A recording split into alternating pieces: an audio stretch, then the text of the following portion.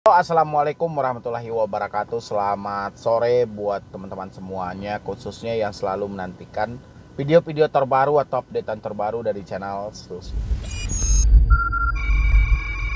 Terima kasih ya buat teman-teman semuanya yang selalu mensupport, mendukung tentang channel Solusi Utang. Saya ucapkan selalu ribuan terima kasih buat Anda semuanya, karena dukungan dan supportan Anda menjadikan channel ini terus berkembang sampai detik ini, bisa memberikan selalu edukasi, motivasi yang positif buat teman-teman semuanya, terutama yang saat ini mungkin terjebak di beberapa pinjaman online, sulit banget buat move on, sulit banget buat keluar dari semua ini, sehingga terjadi gali lubang tutup lubang, rasa malu, pokoknya berbagai macam versi yang lahir dari teman-teman semuanya yang sudah masuk atau berkecimpung di dalam dunia online.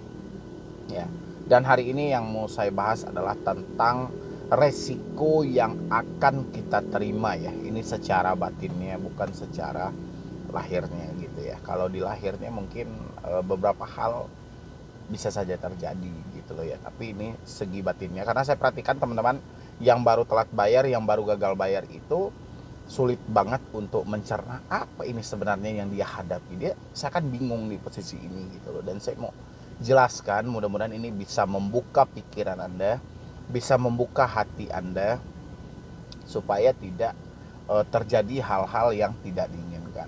Dan sebelumnya juga saya informasikan buat teman-teman semuanya yang mau bergabung dalam grup WhatsApp, silahkan Anda klik tombol gabung yang ada di bawah nama channel saya.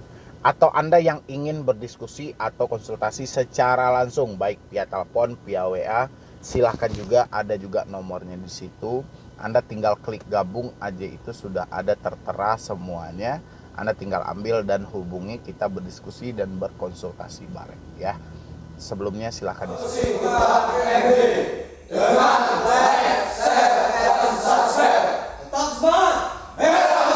Ya, buat teman-teman semuanya yang sudah mau mensupport atau mendukung tentang channel Solusi Utang tentang resiko gagal bayar ya. Apa-apa aja nih yang akan kita alami dari segi batin kita. Mungkin dari segi batin sendiri, mungkin teman-teman saat ini mungkin merasakan beberapa perperangan yang terjadi dari pikiran dan hati Anda. Mungkin beberapa hal yang Anda pikirkan tentang kehadiran debt collector ke rumah.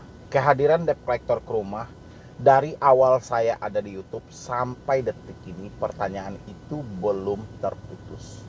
Meskipun di sebagian kecil sudah bisa memaklumi bahwa ini adalah salah satu resiko yang akan terjadi di dalam pikiran dan hati kita ketika telat bayar. Karena kita memikirkan sesuatu itu entah benar, entah sudah fakta, atau ini hanya kita menggambar atau melihat beberapa postingan atau komentar yang selalu diucapkan orang lain ya.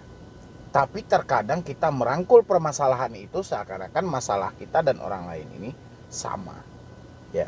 Masalah Anda dengan beberapa teman yang gagal bayar sekilas sama, tapi versinya pasti berbeda ya. Apalagi antara Anda dan teman Anda, misalnya yang lain tinggal di Jakarta, yang lainnya tinggal di Sumatera ya. Sama-sama terjebak di pinjol, sama-sama gagal di pinjol. Nggak mungkin dong Anda memikirkan sama-sama didatangi oleh debt collector ya. Ini berbeda pola loh. Tapi kalau ini Anda pukul rata, mereka yang sudah dikunjungi di area Jakarta, terus yang di Sumatera juga ketakutan, ini akan berbeda. Karena kita akan mengkaji jarak yang akan ditempuh oleh debt collectornya. Seberapa luas si pinjol ini ya, belum tentu juga dia ada di semua provinsi ya. Ini teman-teman saya perhatikan tingkat ketakutan yang sangat luar biasa ya. Habis itu lagi saya juga sempat bertanya, apa sih yang Anda takutin ketika debt collector itu mengunjungi Anda ke rumah, atau misalnya dia datang ke rumah? Saya takut bang, mereka itu tidak beretika. Saya takut nanti saya malu sama tetangga. Kalau kita bermain dengan pinjaman online, hal yang harus kita tanggung paling utama adalah siap menanggung malu ya. Memang itu resikonya, siap menanggung malu ya. Kalau nggak mungkin di awal kita menginstal aplikasi itu ada beberapa akses yang perlu kita izinkan. Ya. Hal itu gunanya buat apa? Buat perpanjangan tangan dari debt collector yang menjangkau kita ada di daerah. Ya, kayak kontak darurat, ya, ataupun log panggilan keluar masuk. Ini adalah hal-hal yang lumrah selalu diminta oleh pinjol. Ya, dulu di beberapa video saya sempat bahas kenapa ini diminta. Karena memang kekuatan mereka itu dari sebar data dan orang sekitar Anda. Ya, karena mereka tidak sanggup lagi nih. Contoh, kita berada di Padang nih, Kak. Saya berada di Padang, Sumatera Barat. Ya, si kantor pinjolnya pusatnya ada di Jakarta. Dan kayak mana dia menjangkau saya bisa sampai di Sumatera Barat? Sumatera Barat ini kalau pusat kotanya memang kota Padang. Tapi kabupaten, kecamatan itu luas juga Sumatera Barat ini. Ya. Bukan semata di kota besar aja. Dan untuk menjangkau itulah dia memanfaatkan mungkin kontak darurat. Nah, kontak darurat ini akan diadu dombakan sedemikian rupa. Kalau misalnya kontak darurat kita ini teman, ini akan cepat terpengaruh. Kalau misalnya kontak darurat kita ini adalah suami, juga akan cepat terpengaruh. Ya, karena debt collector bisa membikinkan sandiwara itu. Dia nelpon misalnya gitu kan. Selamat siang Pak, mohon maaf, apakah ini dengan saudara ini? Ya, Anda disampaikan oleh yang bersangkutan bahwa dia meminjamkan dana di aplikasi kami, Andalah yang menggunakan. Ya, secara langsung teman Anda pasti tidak terima dong. Kapan pula dia meminjam uang untuk dia pergunakan? Ini adu domba yang terjadi dari debt collector. Ya, makanya saya bilang, ketika kita gagal bayar pinjol, hal yang paling pertama kita benahi adalah harus siap menanggung malu. Makanya saya mengambil sesingkat kata lebih baik malu sesaat daripada kita hancur selamanya. Ya, rasa malu ketika kita menyatakan gagal bayar, telat bayar, ini tidak bisa dipisahkan dalam diri kita. Walaupun debt collector tidak menyebarkan data kita kepada orang sekitar, tapi di dalam hati kita rasa malu itu selalu tertanam. Karena ini manusiawi loh.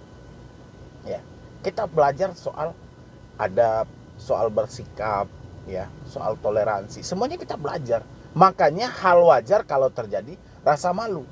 Tapi tidak boleh terlalu berlebihan. Gitu loh.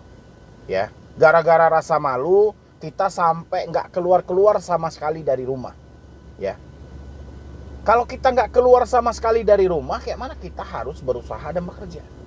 Secara tidak langsung kitalah sebenarnya yang memutus pintu rezeki kita. Kalau pintu rezeki kita sudah terputus, kayak mana kita mau menyelesaikan masalah ini, sementara masalah ini harus diselesaikan dengan uang tagihan. Ya, dengan membayar tagihan. Tapi hari ini Anda sudah malu keluar rumah. Seakan-akan dalam pemikiran Anda, tetangga sudah ngomongin Anda, teman-teman sudah membuli Anda. Anda membayangkan hal itu terjadi. Padahal belum tentu semuanya akan terjadi.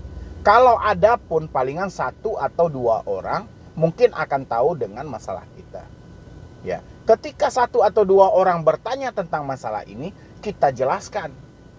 Ya, saya masih ingat itu 2020 masih banyak orang membroadcast semua kontak-kontak mereka yang diarahkan. Mungkin dia menemukan di beberapa video-video YouTube. Katanya kasih dulu informasi kepada kontak-kontak kita. Kalau saya kurang sependapat dengan hal itu. Ya, kenapa kita harus memberikan informasi kepada kontak-kontak kita? Sementara ini adalah masalah pribadi dan ini adalah masalah yang privasi. Kalau sudah dijamin semua kontak kita akan disebarkan data kita, oke, ini siapa yang mau menjamin? Ya, saya sudah coba loh di beberapa orang. Berapa orang Anda yang dihubungi? Ada yang 10 orang, ada yang 5 orang. Ya. Sementara kontak yang mau dikasih tahu ini ratusan. Ya. Jadi Anda yang ketakutan disebarkan data, malah Anda yang menyebarkan data Anda sendiri. Kata Anda di-prepare lebih awal supaya kita malunya tidak ketara banget. Iya, kalau misalnya debt collector menghubungi dia. Kalau debt collector tidak menghubungi dia, otomatis apa? Anda bunuh diri sendiri. Dan akhirnya makin kesini tidak ada lagi orang yang membroadcast semua kontak dia, memberitahu kepada semua kontak dia, takutnya dihubungi debt collector. Itu sudah tidak ada. Ya, alhamdulillah sudah ada kemajuan. Ya, tapi balik lagi bermain lagi dengan perasaan mereka. Ya, tentang ketakutan dikunjungi DC. Ya, sebenarnya kalau kita analisa debt collector itu apa lah ya? Dia cuman orang surun, sama lah layaknya Anda bekerja dalam sebuah perusahaan, ya. Dan habis itu Anda menjabati mungkin misalnya dari jurusita atau di bagian lapangan, di bagian ya bermacam-macam persi lah. Ya setiap tugas Anda ya harus Anda jalani. Begitu juga dengan debt collector. Mereka bekerja sebagai penagih hutang, ya otomatis kerjanya ya menagih. Menagih aja gitu. Kayak mana persinya dia bisa mendapatkan tagihan ini? Ya wajar dong. Ya, dia datang. Tapi kalau dia datang tidak memenuhi standar operasional dari penagihan, baru kita bisa permasalahkan hal itu. Ya, cuman yang saya nggak habis pikir sampai detik ini, kenapa orang-orang masih ketakutan? Ya, ini ada satu pertanyaan ya, tapi satu pernyataan. DC itu nggak pernah ngerti kalau kita benar-benar lagi nggak ada uang. DC taunya bayar, dan bayar. Nggak mau tahu dengan keadaan si peminjam bagaimana. Sekarang banyak banget manusia, tapi manusianya nggak punya hati nurani seperti DC ini. Meskipun itu kerjaan, tapi tolong dipikirkan lagi deh, hukum alam berlaku. Suatu saat, bukan nggak mungkin kalau salah satu keluarga mereka ada yang diperlakukan dengan tidak menyenangkan oleh DC juga. Pastilah ya, pasti. Cuman di satu sisi memang saya sangat menyayangkan ya dengan tingkah debt collector yang ada di lapangan. Seakan tidak dilahirkan dari seorang ibu gitu loh. Dia tidak mempunyai hati nurani, tidak beretika, mengucapkan kata-kata yang tidak sepantasnya. Dia sebelum hal itu kita ucapkan, mungkin sesuai lah deh ya dengan kata teman ini. Bagaimana kalau suatu saat ini terjadi pada saudara kita, famili kita, dan lain sebagainya? Apakah debt collector telah memikirkan hal itu? Kalau saya rasa sih mereka nggak akan mikirkan ya. Habis itu ada ini, saya 5 APK legal galbay 7 hari, terornya ngeri. Dia ancam sebar data, bikin foto profil maling dicari. Tapi saya jawab WA-nya, Anda sebar data, saya hutang saya lunas, malah tambah dimaki-maki. Saya balas, saya akan bayar jika sudah ada uang. Kayak gini. Anda bilangin sebar data hutang lunas. Ya. Sebenarnya sebar data hutang lunas itu ya sah-sah aja, tapi nggak perlu Anda ungkapin sama debt collector. Tapi kalau Anda jawab misalnya sama debt collector, sebar data hutang lunas, Anda dapat aturan dari mana? Ya dia sebarin lah data kita. Justru kita bilangnya gini, ya sudah silahkan lakukan. Begitu kita mendapatkan mereka menyebarkan data, kita ambil bukti itu dan kita berhenti membayar. Tanpa harus kita ungkapin. Kalau kita bilangin sebar data lunas, ya ini enggak.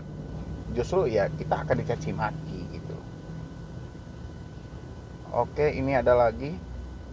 DC nakut-nakutin nasabah dengan cara WA kirim foto selfie kita yang pakai KTP.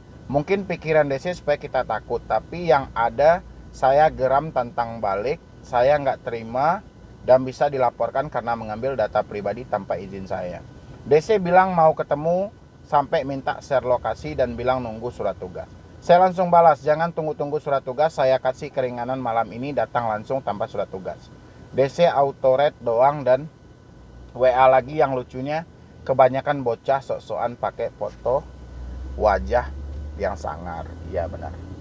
Ini memang benar gitu loh. DC itu kan saya bilangin, anjing itu kalau menggonggong, bukan dia ingin mengejar Anda dan mencelakai Anda, tidak. Tapi dia cuma menakuti Anda, menyatakan bahwa mereka ada. Dan ketika Anda lari, Anda akan dikejar. Tapi kalau Anda mengejar balik, dia akan lari. Ya. Atau pas Anda dikejar anjing itu, Anda coba duduk. Ya. Ketika Anda duduk, anjing akan berbalik. Karena dia ngira Anda ngambil batu. Ya. Tapi kalau Anda lari, dia tahu bahwa Anda akan ketakutan dan dia akan gonggongin terus. Ya. Jadi silahkan Anda analisa. Kurang lebih seperti apa.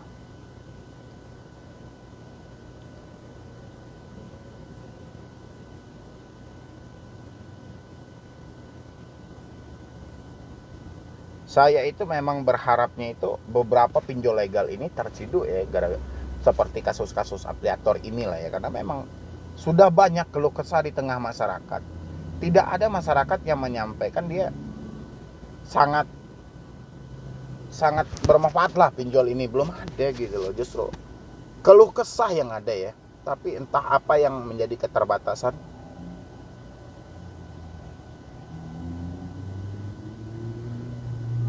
Oke. DC sekarang neror di Instagram, semua teman di Instagram di DM. Oke. Yang penting kita harus tahu dulu kalau misalnya dia bermain dengan media sosial, kita harus tahu dulu mereka ini dari aplikasi mana. Biasanya mereka tidak menyebutkan, ini yang tingkat kesulitan gitu loh. Saya ingin juga membantu Anda, tapi minimal mereka menyebutkan lah dari aplikasi mana gitu loh. Karena saya kasihan juga ya, keluh kesah dari teman-teman semua itu memang rada-rada ketakutan semuanya gitu ya. Bang, aku kerja di institusi pemerintah TNI, aku telat bayar 2 hari kredit pintar dan 3 bulan telat aku laku. Apakah telepon ke kantor ya bang? Aku khawatir banget telepon ke kantor, apakah kalau aku laku sebar data nggak bang? Nah, ini sebuah ketakutan yang terjadi dari dalam. Ya, kenapa? Karena dia keseringan melihat beberapa postingan yang tidak bisa dipertanggungjawabkan gitu loh. Ya, dan hingga dia merangkul ke diri dia sendiri, sehingga muncullah sebuah ketakutan. Kalau hal seperti ini, misalnya mereka menelpon ke kantor, ya kita bisa bilang itu adalah penipuan. Kalau memang mereka benar, suruh aja ke sini, ya, atau suruh ke alamat saya, udah selesai gitu. Kita nggak perlu panjang-panjang lebar kan, dan orang pun bisa mencerna dengan pemikiran mereka. Oh iya, zaman sekarang kan memang seperti itu gitu loh. Tapi kalau kita sudah takutnya lebih awal, pikiran kita sulit banget buat merespon ke hal-hal yang benar-benar bisa bagus buat diri kita gitu loh. Karena kalau orang panik itu biasanya dia memikirkan hal-hal yang akan mencelakakan diri dia sendiri. Ya. Ini apa lagi nih? Ini banyak sih sebenarnya kalau pernyataan dari teman-teman ini saya bacain. Banyak. Ya, tapi sayangnya memang nggak salah ya, di beberapa video saya sampaikan memang peran YouTuber atau peran konten kreator itu lebih terasa daripada peran otoritas jasa keuangan atau AFPI yang saya akan pura-pura tidak tahu ya. Cuman simpulnya ini aja. Saya nggak panjang lebar ya di sini ya. Cuman kembali ke diri teman-teman saja. Kalau saya beranggapan di sini, kalau mampu bayarkan, kalau tidak mampu nggak usah dibayarkan. Dan saya berharap jangan Anda memaksakan membayar dengan gali lubang tutup lubang. Lebih baik kita gagal bayar daripada Anda harus menggali lagi di tempat lain, karena itu akan mencelakai diri Anda. Ya. Jadi sisanya nanti teman-teman semuanya yang mau konsultasi atau diskusi dengan saya langsung, Anda boleh klik tombol gabung di bawah nama channel ini. Di situ ada 3 kategori. Di situ Anda boleh pilih yang nomor 3 itu khusus ya. Dan Anda bisa berkomunikasi secara langsung dengan saya, menceritakan permasalahan Anda biar bisa saya tanggapi secara langsung seperti apa harusnya Anda bersikap. Atau juga ada di situ Anda ingin bergabung dalam grup WA, silahkan. Dan itu ada 3 pilihan. Ya. Jadi sekian dulu dari saya, Medi Broni. Assalamualaikum warahmatullahi wabarakatuh. Selamat sore ya buat teman-teman semuanya, khususnya yang selalu menantikan video-video terbaru, updatean terbaru dari channel Solusi. Terima kasih ya buat teman-teman semuanya yang selalu mensupport, mendukung channel ini dari awal sampai sekarang. Mungkin dari 0 subscriber sampai detik ini sudah mencapai 400.000 lebih ya. Itu berkat dari dukungan, semangat dari Anda semuanya sampai hari ini pun.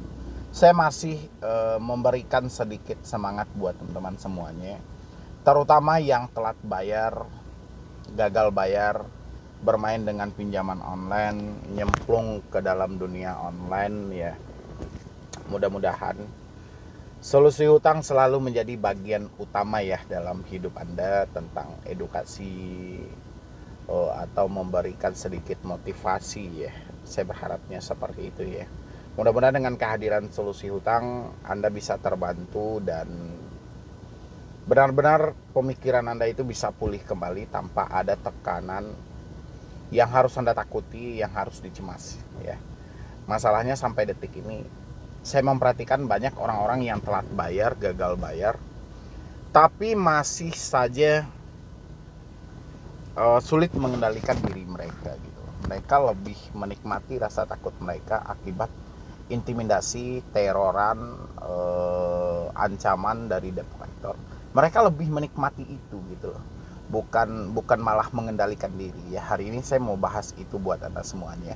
Apa aja sih yang harus Anda lakukan ketika tingkat kesetresan ini mulai muncul di dalam pemikiran Anda, dan ini nggak pantas untuk Anda nikmati. Bisa-bisa Anda terarah ke dalam pemikiran yang tidak seharusnya Anda masuk ke situ, ya. Dan satu hal lagi juga buat teman-teman semuanya yang lagi stres banget ini, ya, misalnya Anda butuh teman untuk berkomunikasi, berdiskusi bareng, sekalian bisa mengarahkan, silahkan ambil nomor saya. Anda bisa klik tombol gabung di bawah nama channel saya. Ambil yang paling bawah, berdiskusi khusus, itu adalah nomor pribadi saya, dan Anda bisa menghubungi saya via telepon dan via WA, berkomunikasi langsung dengan saya, dan kita perbincangkan nanti apa ya sebenarnya yang bisa saya bantu untuk Anda, apa sih hal-hal yang seharusnya Anda lakukan gitu loh. Dan saya siap untuk mendengar curhatan Anda dan memberikan sedikit solusi buat Anda. Silahkan nanti bagi yang mau, ya, bagi yang tidak mau ya sudah abaikan saja. Ya, tapi sebelum saya lanjutkan, silahkan.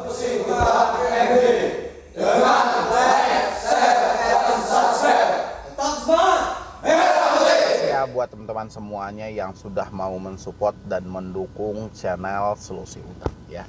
Mengatasi stres akibat gagal bayar pinjol ini banyak banget.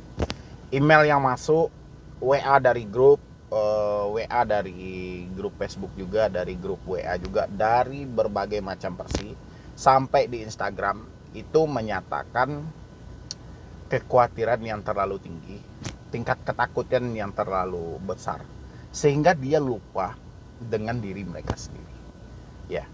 Salah satunya orang-orang yang saat ini terjebak di dalam permainan online, ya. Permainan online ini banyak versi juga saya perhatikan sekarang. Ada yang dengan unsur disengaja, mereka meminjam di pinjol menggunakan jasa-jasa joki, ya. Dan ada juga yang benar-benar atas dasar ketidaktahuan dan atas dasar kebutuhan dana yang cukup mendesak tanpa bantuan siapapun, dengan inisiatif pribadi, ya, dia nyemplung ke dalam dunia online. Dan akhirnya setelah masuk, mereka sangat sulit untuk keluar. Habis itu sampai telat bayar, sampai gagal bayar, dan dihantui dengan beberapa ancaman diproses hukum, didatangi ke rumah, akan diobrak-abrik rumahnya, diambil barang-barang berharganya, akan dimasukkan ke dalam penjara. Panik memang, stres gitu. Memperhatikan banyak banget ini dari email.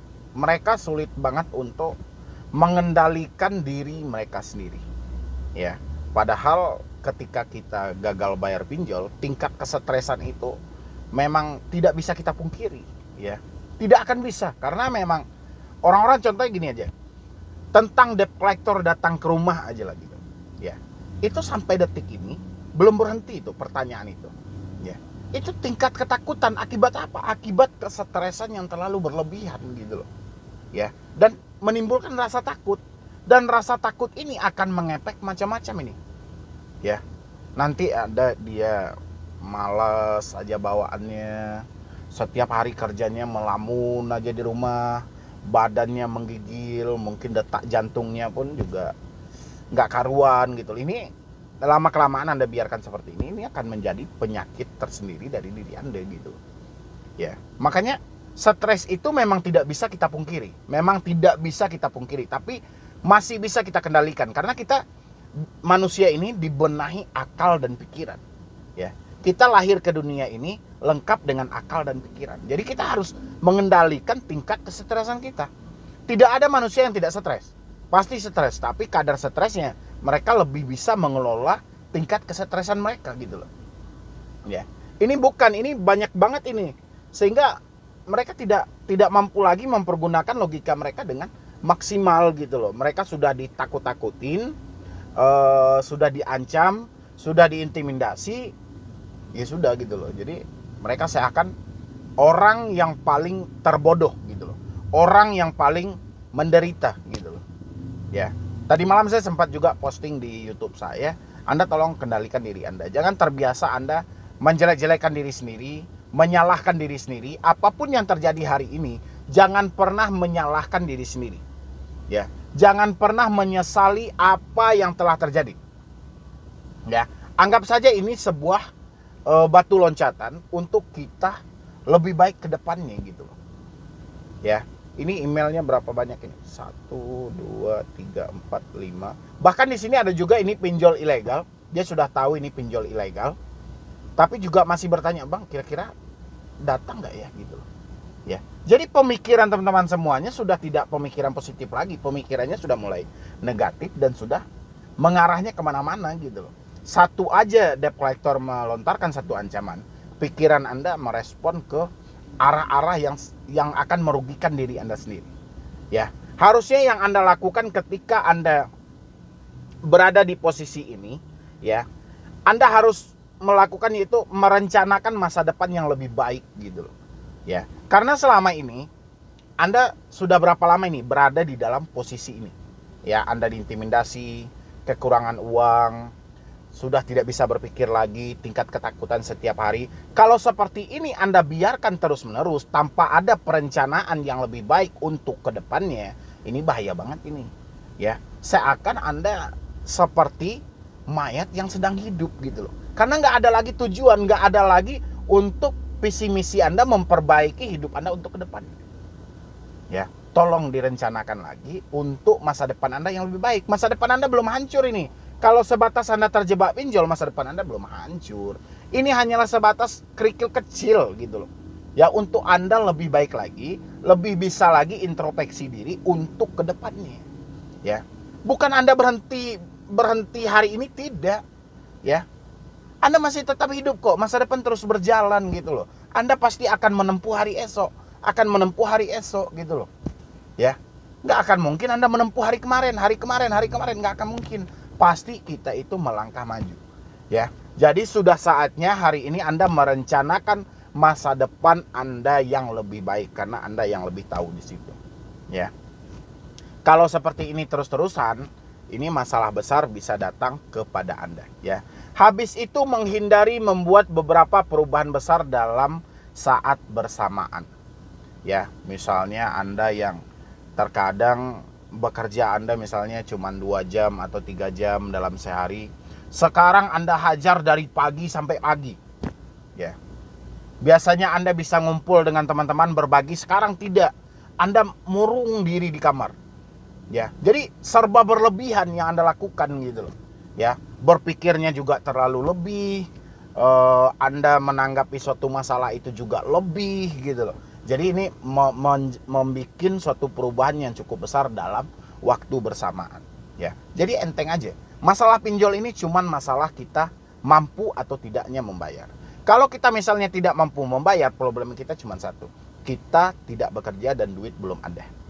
Ya, jangan dipikirkan kemana-mana. Nanti setelah 3 bulan saya di penjara. Nanti DC datang ke rumah.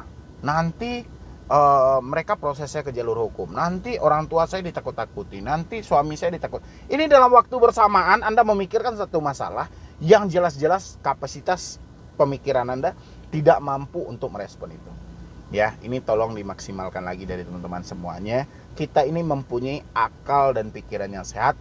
Dan jangan memaksa pikiran kita untuk terus-menerus memikirkan sesuatu yang jelas-jelas kita sudah menyatakan tidak mampu dan tidak sanggup. Ya.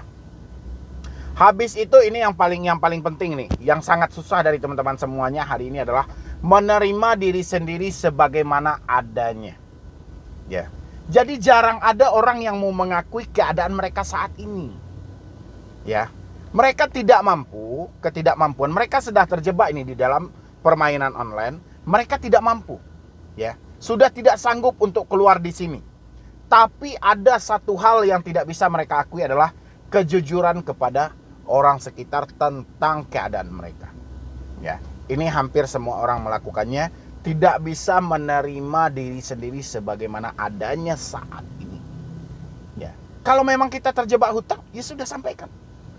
Ya, saya memang terjebak hutang. Saya memang tidak mampu bayar. Keadaan saya seperti ini.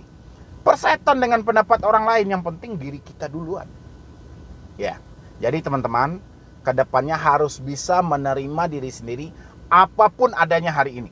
Kalau tidak seperti itu, ini kacau sudah gitu loh. Ya, kayak mana mau keadaan ini bisa pulih sementara diri Anda tidak mau menerima keadaan yang terjadi hari ini. Makanya saya selalu bilang, jujur dengan diri sendiri. Ya, terima apapun adanya. Ini sudah takdir, sudah perjalanan, nggak bisa dibikin-bikin. Ya, nggak bisa dibuat-buat. Misalnya orang nih, saya juga pengen dong mendapatkan masalah seperti si A. Nggak bisa, karena takdir perjalanan mereka tidak mengarahkan ke situ. Ya, makanya saya bilangin, ikhlaslah menerima takdir itu. Ya, dan terima apapun adanya diri Anda saat ini. Tapi tetap rencanakan masa depan yang lebih baik. Ya, jangan pikirkan sesuatu yang seakan itu sudah tidak penting dalam hidup Anda, tapi Anda terus-terusan memaksa diri Anda untuk memikirkan hal itu, dan Anda pengennya membuat sebuah perubahan dalam waktu yang bersamaan. Itu nggak akan mungkin. Ya, tapi bertahap. Rencanakan dulu masa depan Anda yang lebih baik. Pikirkan satu-satu apa yang mau Anda rubah dalam hidup Anda, satu-satu, satu per satu. Ya, habis itu terima apa adanya diri Anda saat ini dan jangan berhenti berusaha. Ya. Habis itu lagi menerima lingkungan Anda. Ya, apapun lingkungan Anda, apapun itu, Anda harus terima. Mau misalnya nanti data Anda disebar, ya. Data Anda dibagikan kepada orang sekitar. Ada orang sekitar yang pro, ada orang sekitar yang kontra. Kita harus juga terima dalam hal ini. Karena ini sudah lengkap semuanya. Permasalahan kita yang bikin, dan permasalahan ini diizinkan karena takdir kita tadi. Ya. Dan apapun yang terjadi di lingkungan kita ini, ya kita harus terima dong. Ya, hampir sama dengan menerima diri kita apa adanya hari ini. Habis itu berbuat sesuai kemampuan dan minat. Ya, lakukanlah apa yang bisa Anda lakukan saat ini. Untuk menenangkan pikiran Anda yang stres, lakukan, mungkin Anda bekerja dulu. Biasanya Anda bekerja 5 jam atau 6 jam, coba 2 jam dulu, 3 jam dulu. Pokoknya bertahap, semuanya bertahap.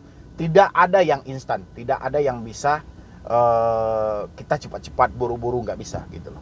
Ya, tapi harus didasarkan minat Anda. Apa-apa aja minat Anda, jangan karena minat orang lain. Ya, misalnya minat Anda, hobi Anda misalnya, ya salurkan itu, lakukan. Ya, itu adalah membuat keputusan yang bijaksana. Ya, banyak saya perhatikan dari teman-teman semuanya, dia membuat keputusan nih dalam hidupnya. Ya sudah, saya keluar dari pinjaman ini. Ya, saya ganti kartu. Saya hapus WA. Ya, itu keputusan teman-teman semuanya. Karena mendengar arahan saya ada di YouTube. Oke, keputusan Anda tepat, tapi tidak yakin dengan keputusan mereka. Ya, harusnya Anda ini bijaksana dong dengan keputusan Anda. Apapun keputusan yang telah Anda bikin, Anda harus yakini. Ya, Anda harus yakin setiap keputusan yang kita ambil. Tapi ini enggak. Setelah Anda memutuskan keputusan itu, malah menjadi beban pula dari diri Anda. Bang, salah nggak saya bang kalau saya mematikan telepon, mengganti nomor WA? Salahnya dari mana? Saya selalu jawab itu loh. Salahnya dari mana? Baru saya mikir, berarti orang ini memutuskan sesuatu bukan didasari kebijaksanaan mereka. Mereka ragu dengan keputusan dari diri mereka sendiri. Inilah yang jadi penyakit sebenarnya. Ya, makanya yakin dengan keputusan apapun yang telah kita ambil. Jangan pikirkan apapun. Ya, soal kehidupan ke depan, ya kita tetap akan merencanakan sesuatu yang baik dan kita tetap harus melangkah. Ya, yang paling terakhir adalah berpikir positif. Ya, selalu berpikir yang baik-baik. Jangan berpikir yang buruk-buruknya. Pikirkan pokoknya yang indah-indah aja Anda pikirkan. Ya, karena posisinya Anda sudah stres. Anda sudah tidak mampu lagi memikirkan sesuatu yang jelek. Karena kesetresan yang terjadi saat ini adalah karena Anda memikirkan terus-menerus hal-hal yang negatif, hal-hal yang merugikan diri Anda sendiri. Ya, makanya dilawan lagi pola pikir kita memikirkan sesuatu yang positif. Ya, jadi dari teman-teman semuanya silahkan Anda praktekin, dan nanti saya akan bikin kelanjutannya kalau misalnya ini berhasil untuk merubah diri Anda, mengurangi tingkat kesetresan Anda. Saya akan bikin kelanjutannya, apalagi yang harusnya Anda lakukan. Yang penting gagal bayar pinjol, tidak ada yang buruk ya. Yang buruk hanya pola pikir kita. Ya, tidak ada risiko fatal, risikonya cuma BI checking. Tapi pemikiran kita terus saja mengarahkan kita memikirkan sesuatu yang jelas-jelas kita sudah tidak mampu dan tidak sanggup. Ya, mungkin dari saya cuma itu aja buat teman-teman semuanya. Yang mau berkomunikasi atau berdiskusi secara langsung dengan saya, silahkan ambil nomor saya.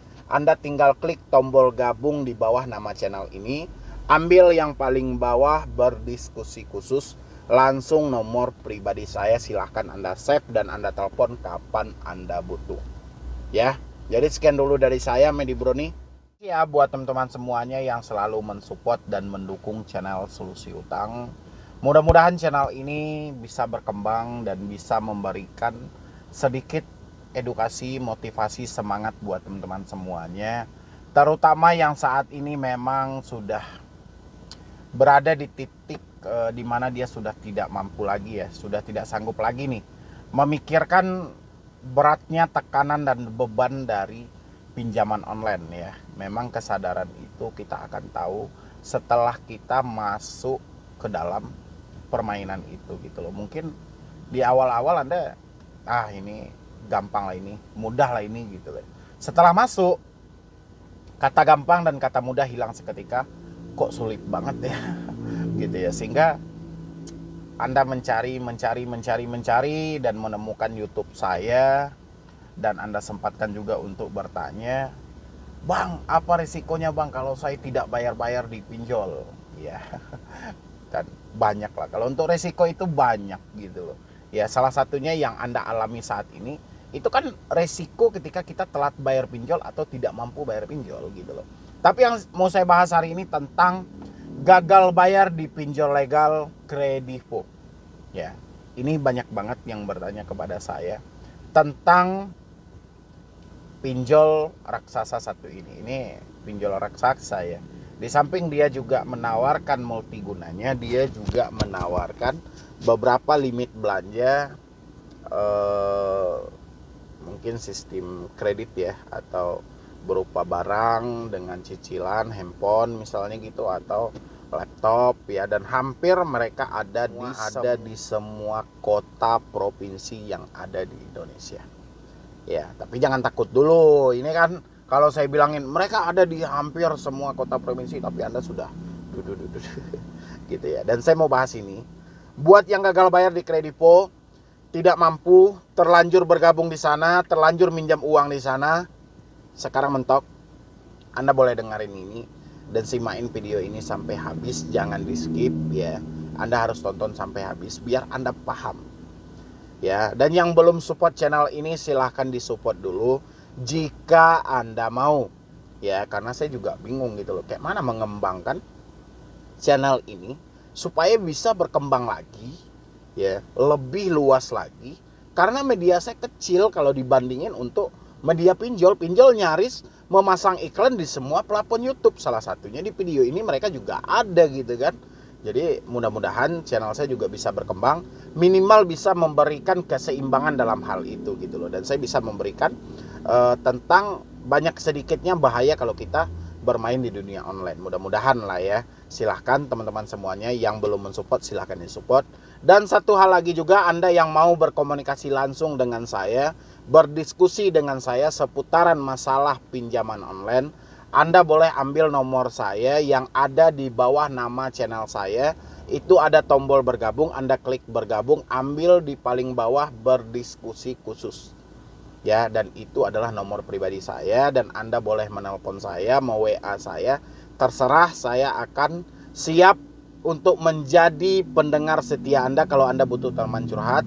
Habis itu saya juga siap mendengarkan keluh kesah Anda kalau Anda butuh teman berdiskusi. Nanti saya bisa memberikan sedikit arahan buat teman-teman semuanya, mana yang pantas untuk Anda lakukan dan mana yang tidak ya. Silakan.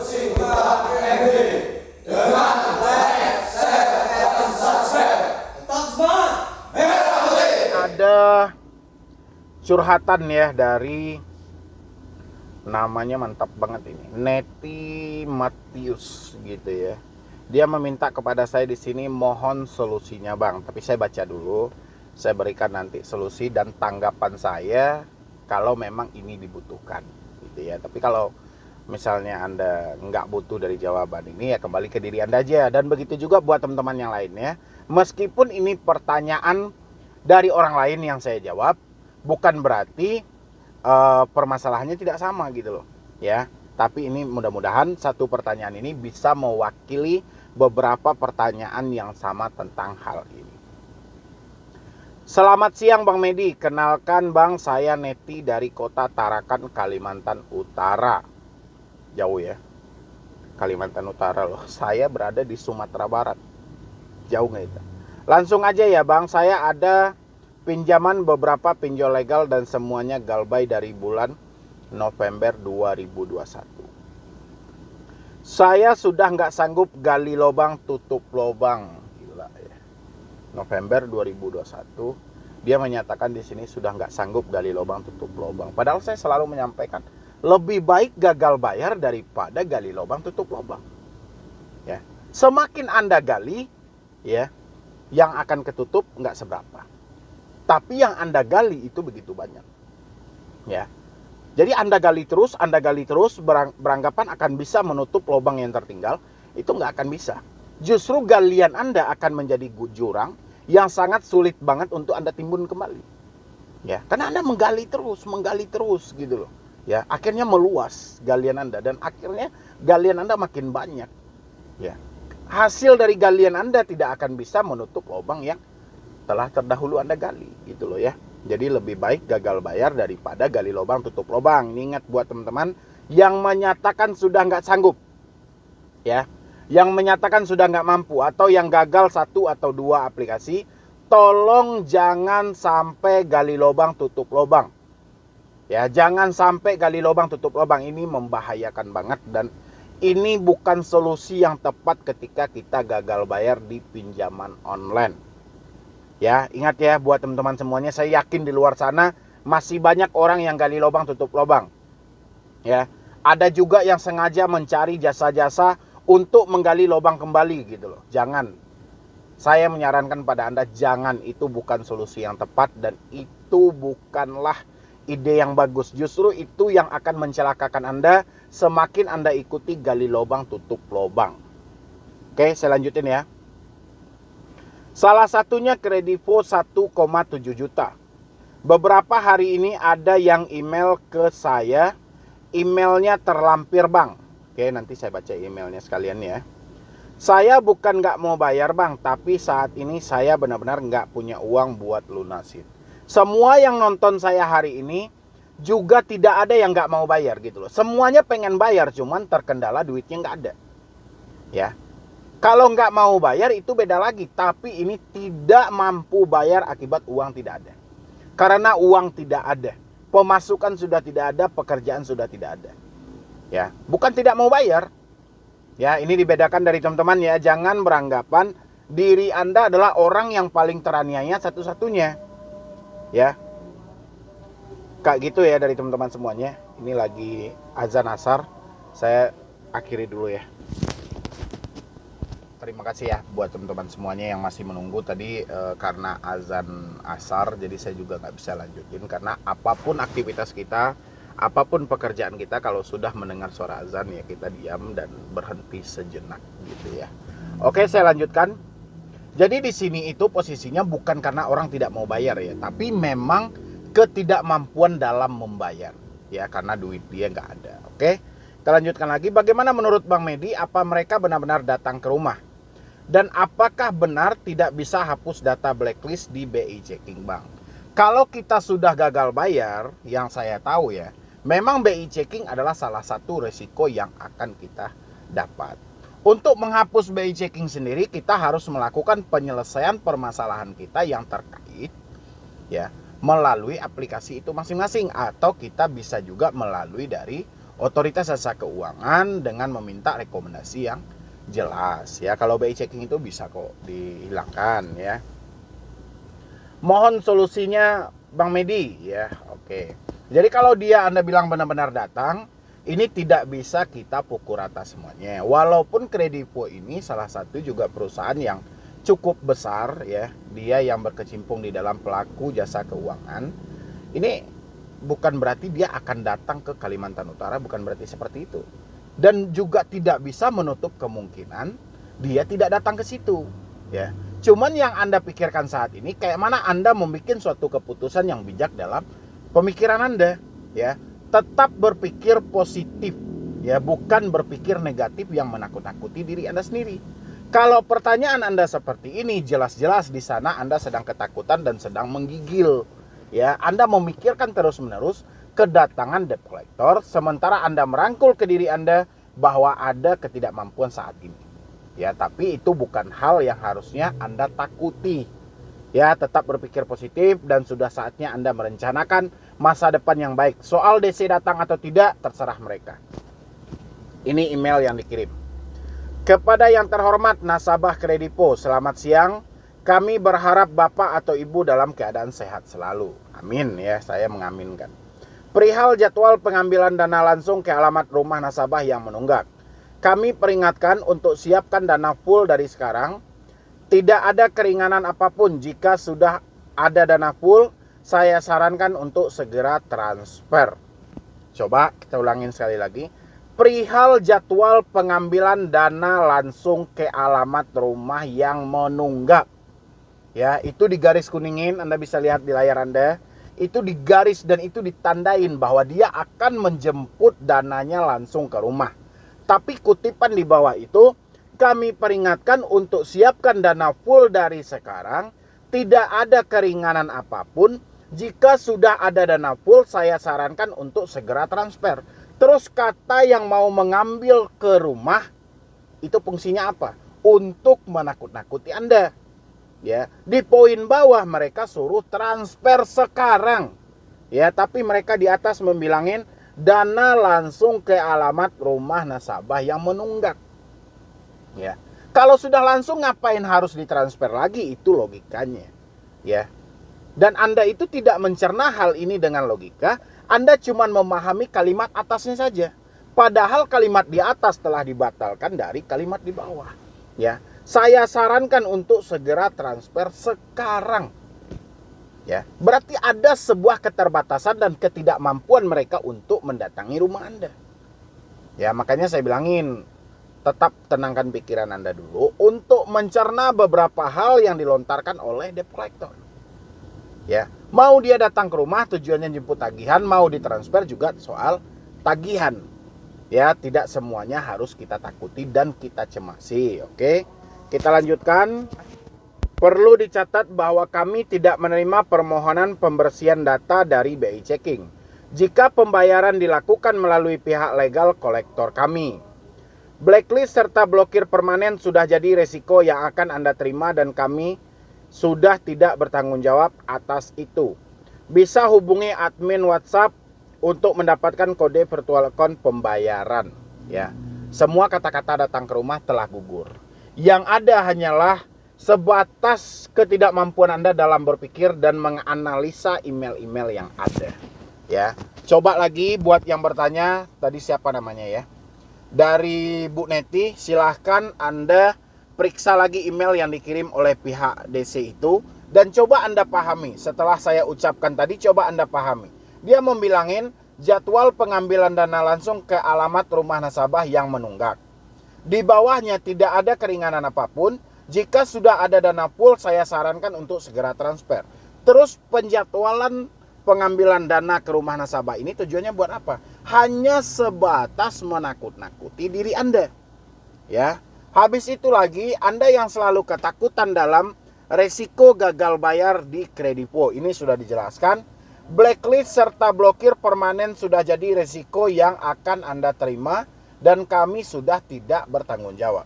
Blacklist dan blokir sudah menjadi resiko yang akan Anda terima dan kami sudah tidak bertanggung jawab. Berarti blacklist dan blokir itu resiko yang akan Anda terima.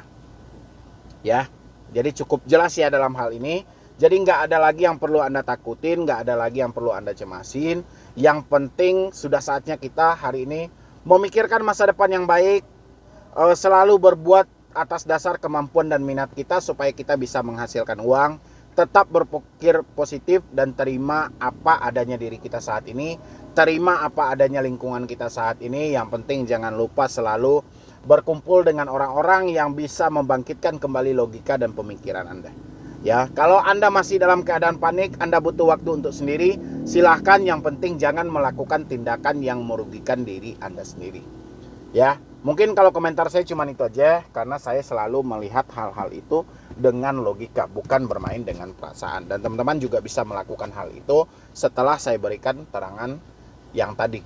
Ya, nanti buat teman-teman semuanya yang ingin berkonsultasi atau diskusi dengan saya secara langsung, klik tombol gabung di bawah nama channel saya. Ya, silakan klik tombol bergabung dan Anda ambil berdiskusi khusus. Itu ada nomor saya dan Anda silakan hubungi saya dan kita berkomunikasi, kita berdiskusi secara langsung sampai masalah Anda benar-benar selesai. Ya, jadi sekian dulu dari saya, Medi Broni. Wassalam.